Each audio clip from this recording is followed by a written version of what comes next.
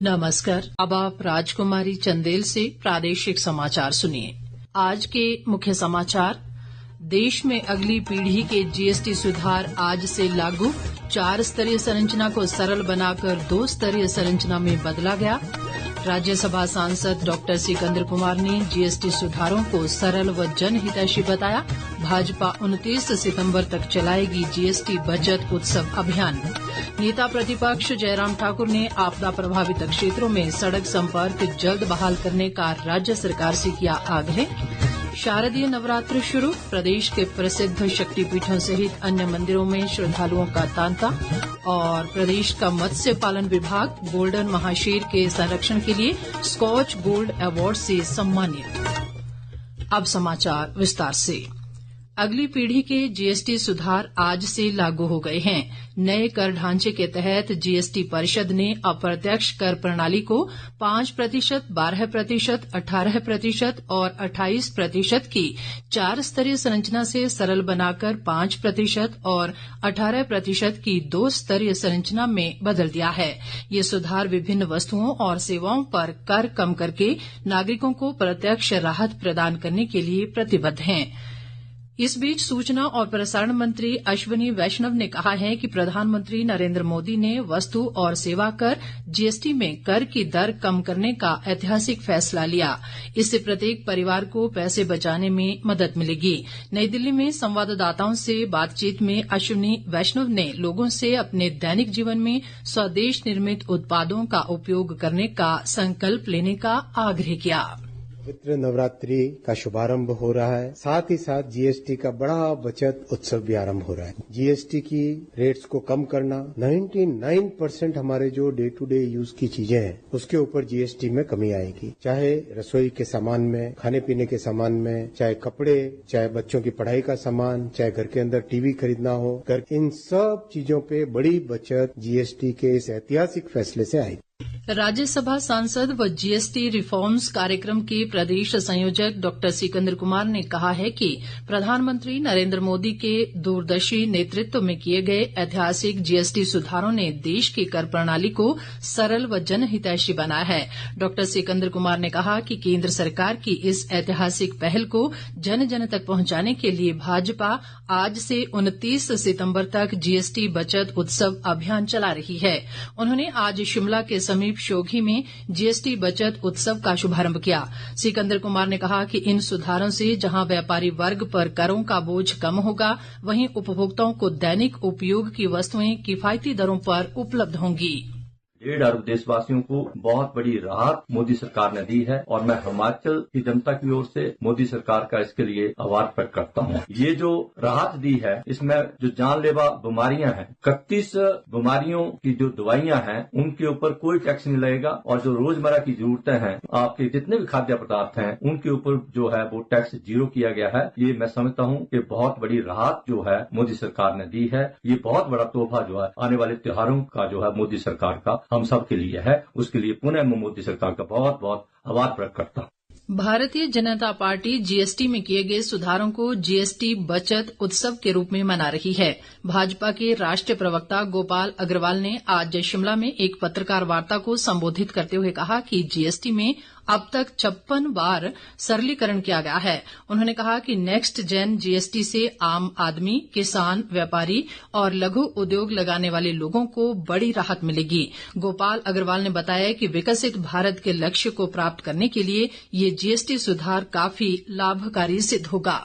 आज ये next gen reforms के अंतर्गत आम जनता के लिए रेट तो कम हुए, 90% आइटम जो 12% के टैक्स स्लैब में थे उनको 5% स्लैब में लेके आ गए। रोजमर्रा के आम जन के जो उपयोग की वस्तु है उनको 5% के टैक्स में या 0% के टैक्स में लेके आए। केवल ये आम जनता का ही लाभ नहीं है, बल्कि देश आर्थिक रूप से संपन्नता की तरफ बढ़ रहा है, आर्थिक रूप से वैश्विक स्तर पर एक इकोनॉमिक पावर के रूप में बढ़ रहा है। नेता प्रतिपक्ष जयराम ठाकुर ने कहा है कि प्रदेश में प्राकृतिक आपदा के कारण अभी भी अनेक स्थानों पर सड़क संपर्क बंद है, जिससे किसानों व बागवानों के उत्पाद समय पर मंडियों तक नहीं पहुंच पा रहे हैं। शिमला से जारी एक बयान में उन्होंने कहा कि सड़कें बंद होने के चलते सेब सहित अन्य नकदी फसलें सड़ रही हैं, जिससे किसानों बागवानों को काफी नुकसान हो रहा है। जयराम ठाकुर ने राज्य सरकार से आपदाग्रस्त क्षेत्रों में सड़कों की जल्द बहाली का आग्रह किया है। उन्होंने प्रदेश सरकार को केंद्र व विपक्ष को कोसने के बजाय प्रभावितों को राहत पहुंचाने की सलाह भी दी है। ग्रामीण विकास व पंचायती राज मंत्री अनिरुद्ध सिंह ने NHAI द्वारा स्टेज 2 के तहत किए जा रहे निर्माण कार्यों पर सवाल उठाए हैं। शिमला में आज पत्रकारों से बातचीत में उन्होंने कहा कि अगर NHAI ने प्रदेश में बेतरतीब ढंग से हो रहे कटान व निर्माण पर रोक न लगाई तो अधिकारियों के खिलाफ कार्रवाई की जाएगी। अनिरुद्ध सिंह ने आरोप लगाते हुए कहा कि पांवटा हाटकोटी राष्ट्रीय राजमार्ग पर भी बेतरतीब ढंग से काम हुआ है और जो लोग इसके खिलाफ आवाज उठा रहे हैं उनकी आवाज को दबाने का काम किया जा रहा है। उन्होंने कहा कि पुलिस के पास भी इस संबंध में शिकायत प्राप्त हुई है। ताजा समाचारों के लिए आप हमारे Facebook page all India radio news Shimla, x handle @AIR News _ और YouTube channel AIR Shimla news पर लॉग इन कर सकते हैं। बाकी समाचार अंतराल के बाद।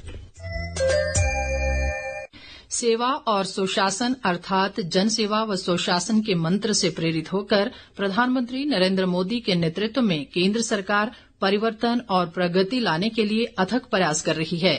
आज इस विशेष श्रृंखला सेवा पर्व में हम आपके लिए ला रहे हैं कि कैसे मोदी सरकार ने किफायती आवास और शहरी कनेक्टिविटी को मजबूत किया है और देश भर के शहरों में जीवन की गुणवत्ता में सुधार किया है।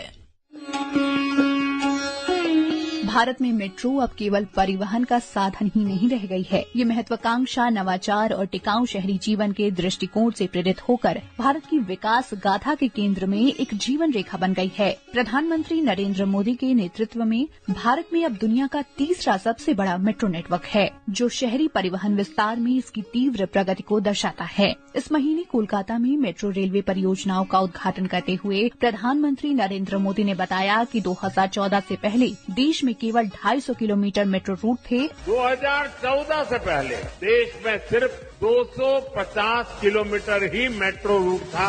आज देश में मेट्रो रूट 1000 किलोमीटर से भी ज्यादा का हो गया है। ये सारे काम ईज ऑफ ट्रैवल को बढ़ाने वाले हैं, साथ ही 21वीं सदी के भारत को 21वीं सदी के ट्रांसपोर्ट सिस्टम की भी जरूरत है। शहरी क्षेत्रों में सरकार गुणवत्तापूर्ण आवास तक पहुंच के साथ प्रत्येक नागरिक के लिए सम्मानजनक जीवन सुनिश्चित कर रही है। पिछले 11 वर्षों में सरकार ने शहरी क्षेत्रों में किफायती आवास उपलब्ध कराए हैं। गुजरात की वडोदरा की कमला ने प्रधानमंत्री आवास योजना के तहत घर मिलने पर खुशी जताई है। मैं वारसिया में रहती थी, भाड़े पे मकान पे रहती थी और वे बहुत संघर्ष करती थी कि मुझे अपना मकान मिल जावे, लेकिन जहाँ भी देखने जाती थी वहाँ 10 लाख 12 लाख, क्योंकि हम लारी चलाते थे तो इतनी कमाई थी नहीं। तो हमने फिर रेडियो में सुना आवास योजना के, तो फिर हमने फॉर्म भरा, उसमें से हमको मकान मिला। तो हमको बहुत अभी खुशी है, ये मकान में आके हम बहुत खुश है। 3 लाख में हमको ये मकान मिला है। मैं शुक्रिया अदा करती हूँ प्रधानमंत्री का। यात्रियों को मेट्रो सुविधाएं प्रदान करने से लेकर लोगों को आवास आवंटित करने तक सरकार शहरी क्षेत्रों में जीवन स्तर में सुधार ला रही है। शारदीय नवरात्र आज से शुरू हो गए हैं। इस अवसर पर प्रदेश के प्रसिद्ध शक्तिपीठों श्री नैना देवी, ज्वाला जी, वज्रेश्वरी देवी, चिंतपूर्णी और चामुंडा देवी सहित अन्य मंदिरों को रंग बिरंगे फूलों और रोशनियों से आकर्षक ढंग से सजाया गया है। नवरात्र के अवसर पर सभी शक्तिपीठों व अन्य मंदिरों में श्रद्धालुओं की सुविधा व सुरक्षा के लिए प्रशासन द्वारा व्यापक प्रबंध किए गए हैं। इस बीच राज्यपाल शिव प्रताप शुक्ल ने शारदीय नवरात्रि के पावन अवसर पर आज शिमला स्थित ऐतिहासिक कालीबाड़ी मंदिर में पूजा अर्चना की और प्रदेश के लोगों की समृद्धि व कल्याण के लिए प्रार्थना की। प्रदेश के मत्स्य पालन विभाग को सफल कैप्टिव प्रजनन योजना के माध्यम से गोल्डन महाशेर के संरक्षण की दिशा में अनुकरणीय और अग्रणी प्रयासों के लिए प्रतिष्ठित स्कॉच गोल्ड अवार्ड 2025 से सम्मानित किया गया है। नई दिल्ली में हाल ही में आयोजित एक समारोह के दौरान मत्स्य पालन विभाग को इस पुरस्कार से नवाजा गया। राष्ट्रीय स्वयंसेवक संघ आरएसएस के अखिल भारतीय सह प्रचार प्रमुख प्रदीप जोशी ने कहा है कि संघ ने समाज में बदलाव लाने के लिए 5 प्रण लिए हैं। आज शिमला में पत्रकारों से संवाद में उन्होंने बताया कि इन 5 प्रणों में सामाजिक समरसता, कुटुंब प्रबोधन, पर्यावरण संरक्षण, स्वदेशी आचरण और नागरिक कर्तव्य शामिल हैं। प्रदीप जोशी ने कहा कि संघ अपनी स्थापना के 100 वर्ष पूर्ण होने के अवसर पर कार्यक्रम की श्रृंखला आयोजित कर रहा है, जिसमें 1 लाख हिंदू सम्मेलन आयोजित होंगे। इसके अतिरिक्त देश के 6,35,000 गांवों में से 6 लाख तक संपर्क करने का लक्ष्य रखा गया है। उन्होंने कहा कि इस जागरण पर्व में युवा पीढ़ी को सही राह पर लाने की दिशा में प्रयास होंगे। प्रदीप जोशी ने कहा कि आज भारत विश्व की तीसरी बड़ी अर्थव्यवस्था बनने की दिशा में आगे बढ़ रहा है। अंत में मुख्य समाचार एक बार फिर। देश में अगली पीढ़ी के जीएसटी सुधार आज से लागू। 4 स्तरीय संरचना को सरल बनाकर 2 स्तरीय संरचना में बदला गया। राज्यसभा सांसद डॉ सिकंदर कुमार ने जीएसटी सुधारों को सरल व जनहितैषी बताया। भाजपा 29 सितंबर तक चलाएगी जीएसटी बचत उत्सव अभियान। नेता प्रतिपक्ष जयराम ठाकुर ने आपदा प्रभावित क्षेत्रों में सड़क संपर्क जल्द बहाल करने का राज्य सरकार से किया आग्रह। शारदीय नवरात्र शुरू। प्रदेश के प्रसिद्ध शक्तिपीठों सहित अन्य मंदिरों में श्रद्धालुओं का तांता। और प्रदेश का मत्स्य पालन विभाग गोल्डन महाशीर के संरक्षण के लिए स्कॉच गोल्ड अवार्ड से सम्मानित। इसी के साथ ये समाचार बुलेटिन समाप्त हुआ।